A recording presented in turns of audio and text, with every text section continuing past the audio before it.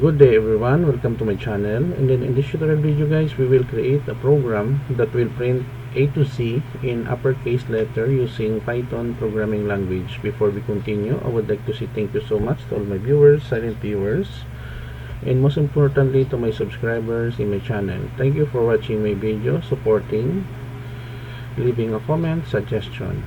If you are new with my channel and then you like this video, please hit the like button. Don't forget to share and please support my channel guys by clicking the subscribe button. So let's get started. I'm here in PyCharm environment, so we have here series of comments. It is written by yours truly, Mr. Jake Rodriguez Pomperada, MIT, and then I have two websites where you can download free source code.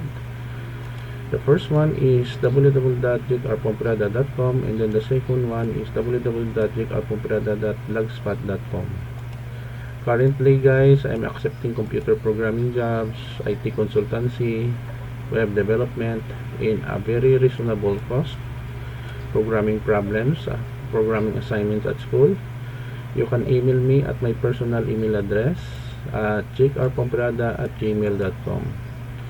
And then the date of recording, May 2, 2022, 6:09 AM Monday. And then my location is Bacolod City, Negros Occidental, Philippines.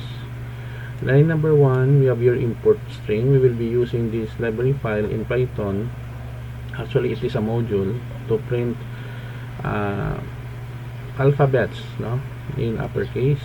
And then we have here print A to Z in Python, the title of our program, print for formatting purposes using for loop statement, for letter, string, ASCII underscore uppercase, letter, it will display in uppercase here, and then end of program.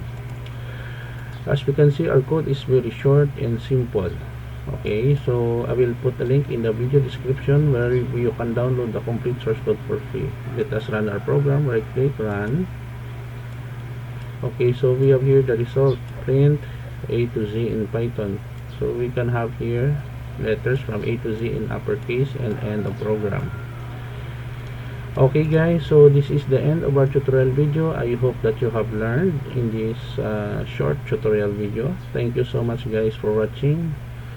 Don't forget to like, share, and please support my channel guys by clicking the subscribe button. See you in the next video tutorial guys.